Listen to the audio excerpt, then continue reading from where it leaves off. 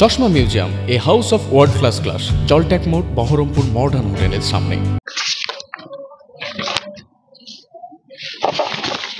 একটা আপনাকে দেখাচ্ছি,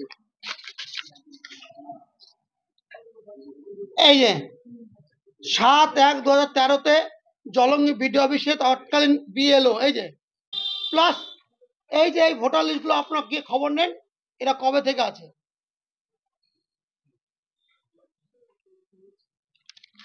এবং এর বিরুদ্ধে সরকারি ইনকোয়ারি চলছে। যেভাবে বাংলাদেশি অনুপ্রবেশকারী ভারতবর্ষের ভোটার লিস্টে নাম তুলছে এবং প্রকারান্তরে তৃণমূল কংগ্রেসের কতিপয় নেতা তাদের মদতে, আমি এই নিয়ে এর আগেও বলেছি, আবার এখনো বলছি, প্রশাসনকে আমি জানিয়েছি, কিন্তু সেক্ষেত্রেও প্রশাসন কতগুলো ক্ষেত্রে নাম পাঠিয়েছে। যেমন ধরুন জলঙ্গি বিধানসভায় 203 নম্বর বুথ, 283 নম্বর বুথ, এই 283 নম্বর বুথে 483 এবং 484 দুজন পুরোটা বাংলাদেশি ভোটার, তারা রীতিমতো এখানে বাস করছে। 2013 সালে তৎকালীন বিএলও বুথ লেভেল অফিসার রীতিমতো নোট দিয়ে এই আরো অর্থাৎ ব্লক নির্বাচন আধিকারিককে চিঠি করে জানানো হয়েছিল। তা সত্ত্বেও 2013-র 7ই জানুয়ারি চিঠি দেওয়ার পরেও তাদের নাম এখনো ভোটার লিস্টে জল করছে। আমি এই নিয়ে জেলার নির্বাচন আধিকারিক অর্থাৎ ডিএম সাহেবকেও আমি বলি, সঙ্গে সঙ্গে উনি ভিডিওকেও বলেছেন, কিন্তু তারপর নতুনভাবে এখন বিএলও অর্থাৎ বুথ লেভেল অফিসার ঘাড়ের দায় ছাড়ছেন। শুধু ওইটা নয়, 138 নম্বর বুথ সাগরপাড়ায়, এখানেও বাংলাদেশি ভোটার আছেন, তাদেরও আমি নাম বলে দিচ্ছি কারা কারা আছেন। একদম জল করছে, দেখুন বাংলাদেশি বলে লেখা, আমি একদম নোট করে দিয়েছি, টিক মেরে দিয়েছি।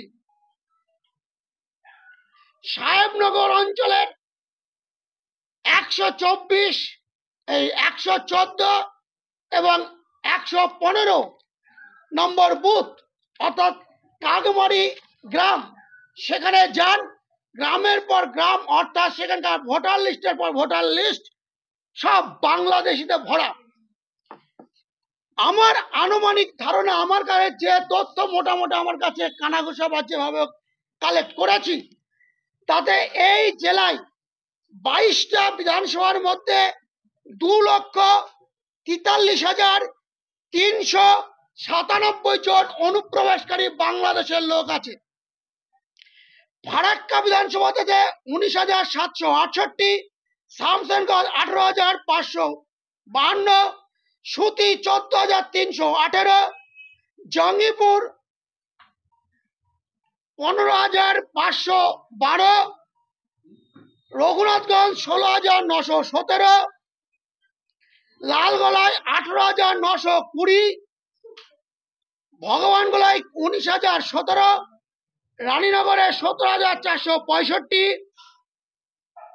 মুর্শিদাবাদ 6,368, নবগ্রাম 5,567, খড়গ্রাম 4,852, বড়ুয়া 3,467, কান্দি 2,718, ভরতপুর 9,365, রেজিনগর 7,868, বেলডাঙ্গায় 8,765, বহরমপুরে 2,568, হরিহরপাড়ায় 7,865, নওদায় 6,765, দমকল 13,690, জলঙ্গি 9,665, টোটাল 2,43,000 357 জন অনুপ্রবেশকারী আছে। আমি আপনাদের এর আগেও বলেছিলাম সরকার এ নিয়ে কোনো মুভমেন্ট করেনি বলে আমার ধারণা, নাহলে আমাকে দ্বিতীয়বার আর প্রশাসনকে পাঠাতে হতো না। পাঠানোর পরেও বিডিও সাহেব, ওখানকার বিডিও সাহেব গড়িমসি করছে। আপনারা বলুন, তাকে বিএলও যিনি আছেন, ব্লক বুথ লেভেল অফিসার, বুথের যে অফিসার, তিনি কে? তিনি হচ্ছেন সেই গ্রামেরই মানুষ। সেই গ্রামের মানুষের, সেই গ্রামের প্রতিবেশী বাংলাদেশি হওয়া সত্ত্বেও তারা প্রপার 7 নম্বর ফর্ম ফিল আপ করতে পারছে না। তাদের জীবন সংখ্যার কারণে তাদের মার্ডার হয়ে যাওয়ার ভয় থাকতে পারে।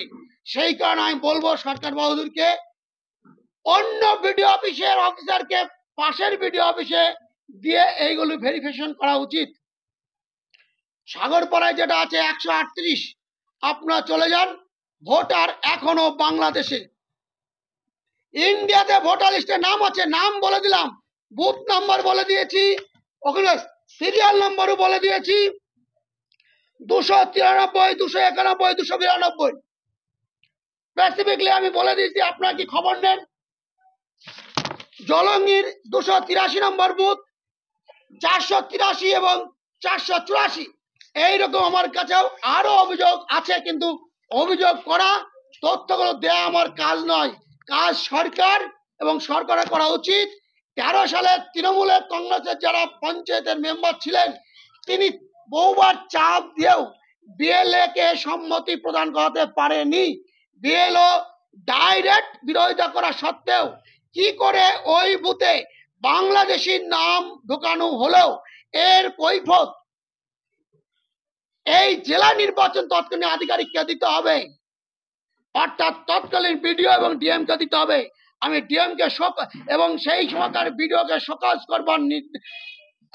সকাজ করবার আবেদন চাইছি। এই ধরনের গোটা মুর্শিদাবাদে আছে, আমরা আরো তথ্য কালেকশন করছি।